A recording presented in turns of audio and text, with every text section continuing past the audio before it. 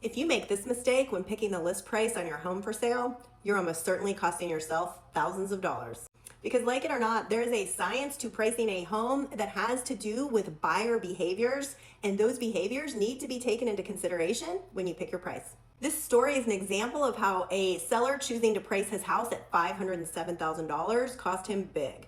Because frankly, that is a price I would never recommend using. I was talking to a guy this week who's considering relisting his house for sale, but he frankly isn't sure that he wants to because he was so frustrated with his experience listing it the first time, mainly because he said he didn't get enough showings.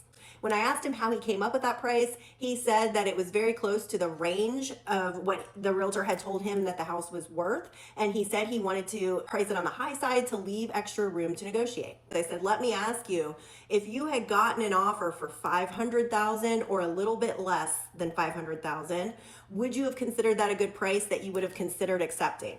And he said yes. So here's the deal. When you're pricing a property, you obviously need to take into consideration what other comparable homes are selling for. But once you come up with a reasonable range of what that home is worth, you need to take into consideration buyer behavior. And buyers, when they go online to search for properties, they are searching in increments. And if you've ever searched for properties, you know that you have to put in an upper price limit.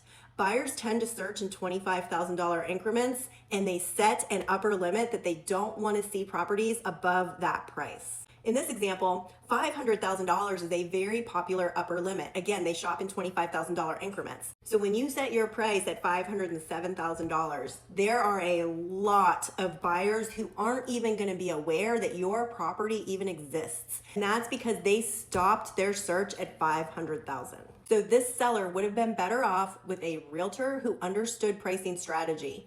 When he said he wanted to list at 507, the realtor would have asked intelligent questions to find out why he wanted to pick 507.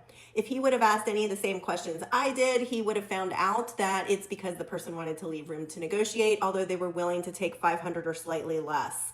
An excellent realtor would have said, because of buyer psychology, we really need to leave this at 500,000 so that we can get as many eyeballs on this as possible. I am an excellent negotiator, and so we are going to stay firm with our price, and I'm confident I'm going to get you a price that you're comfortable with.